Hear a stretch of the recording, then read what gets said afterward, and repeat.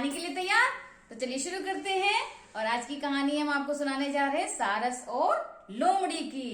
तो शुरू करते हैं। हाँ भाई, एक जंगल था।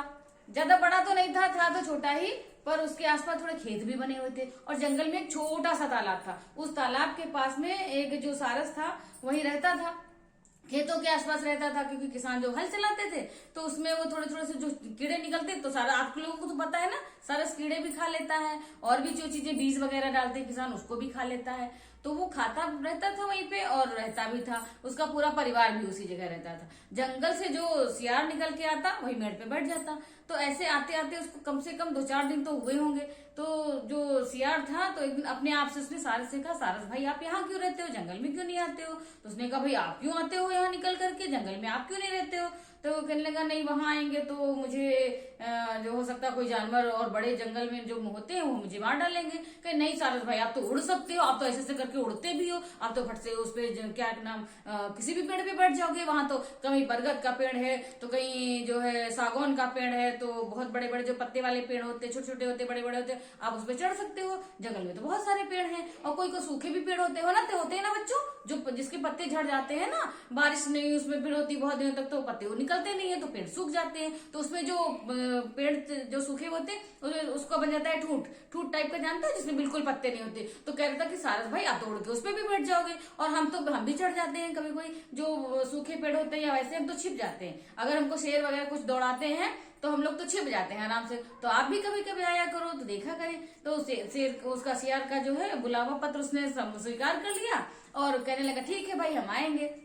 उसने कहा अच्छा हम आपको जब बुलाएंगे तब आप आइएगा। तो उसने एक वो कहा कि हम आपको दावत दे रहे हैं, आप आइएगा और हमारे यहाँ पे जो भी बनेगा हम आपको खिलाएंगे। उसने कहा ठीक है। तो भाई अब दावत का दिन नजदीक आ गया तो सियार ने अपने घर में खूब अच्छी खासी व्यवस्था करी कि भाई सारस भाई आएंगे, वो हमारे मित्र हम उनको खिलाएंगे। तो उसने क्या किया, जो बड़े बर्तन होते हैं, वो सियार था वो तो चपड़ चपड़ करके खाने ही लगता, उसने बढ़िया से खीर मलाईदार बनाई। समझ में आया बच्चों? जो मलाईदार खीर होती है वो ज्यादा स्वादिष्ट होती है। उसने क्या किया, उसमें बड़े से बाउल में रखा खीर और सारस को जब आया तो उसने कहा भाई चलिए चखिए, देखिए कैसा बना है, खाइए। और सारस तो बड़े मुंह वाला भैया, वो सियार तो बड़े मुंह वाला था और सारस की तो पतली सी चोंच इतनी लंबी होती। वो बेचारा क्या करता, उसने बाउल में से जो है चपड़ चपड़ चपड़ चपड़ करके उसने सारी खीर चट कर डाली। सारस बेचारा टुक टुक टुक खा रहा। उसको क्या, उसने 2-4 दाने खाए होंगे मुश्किल से खीर के और उस सियार ने सफा चट कर डाला। अब बेचारा ऐसे मुंह देख रहा, कह रहा अब क्या करे, मेरी तो भूख भी नहीं मिटी और सियार भैया तो चटर पटर सब डाली प्लेट सफा चट कर डाली। अब वो बहुत परेशान कि मैं तो भूखा का भूखा रह गया, आज तो मैंने वहां खेतों में भी कुछ नहीं खाया, ना मैं तालाब पे गया, ना मछली एक भी पाई, अब मैं क्या करूं। लेकिन कोई बात नहीं, मैं इसको सबक सिखाऊंगा, इसने दावत के नाम पे जो मेरे साथ मजाक किया है मैं इसे बदला लूंगा। उसने ये सोचा, ठीक है, वो वहां से भाई चला गया।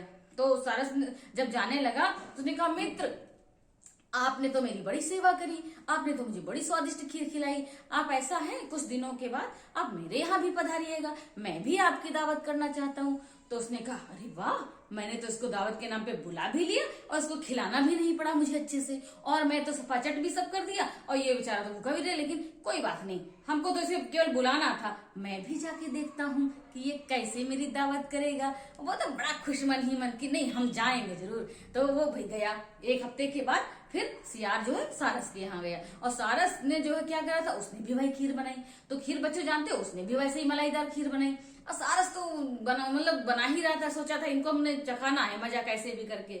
और सियार मन ही मन ये मटक्का लगाते हुए चले जा रहे, ये कि जाएंगे मस्त, वहां पे हमको खीर खाने को मिलेगी।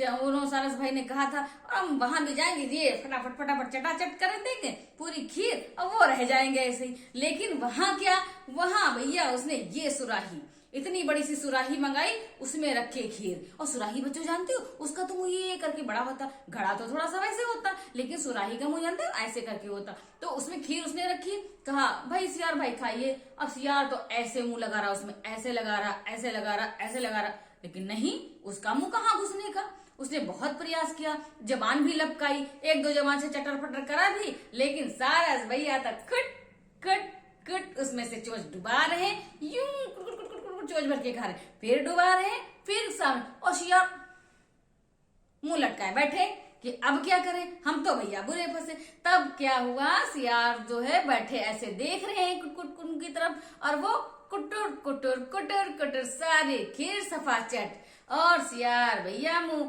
बनाए बैठे हुए हैं, लेकिन कह भी नहीं कुछ सकते क्योंकि कुछ दिनों पहले उसने वैसा ही किया था। ठीक है, तो अब जो है उनका तो पेट भर गया भाई, सारस भाई का, और सियार भाई मुंह बनाते रह गए। बाद में उन्होंने कहा, अच्छा भाई नमस्ते, हम अगली बार फिर मिलेंगे। कहले ठीक ठीक है मिलेंगे, बिल्कुल मिलेंगे, क्यों नहीं मिलेंगे, अब तो हम लोग मित्र हैं। तो वो तो चले गए अपने जंगल, और वो अपने तालाब के पास रह गए, खेतों के पास रह गए सियार भाई। तो बच्चों समझ में आया, जो जैसा करता है उसके साथ दूसरा भी वैसा ही करता है। इसलिए हमें ये सबक मिलता है कि हमको जैसे कि तैसा नहीं करना चाहिए, जो जैसे खाने योग्य है या जो भी करने योग्य उसको वैसे ही रखना चाहिए। नहीं तो क्या होगा, आप हमारे साथ ऐसा करेंगे, आपके साथ वो भी वैसा ही करेगा। तो बच्चों कहानी पसंद आई, जैसे को तैसा, समझ में आई ना। तो चलिए अगली कहानी में हम फिर मिलते हैं, तब तक के लिए बच्चों बाय बाय।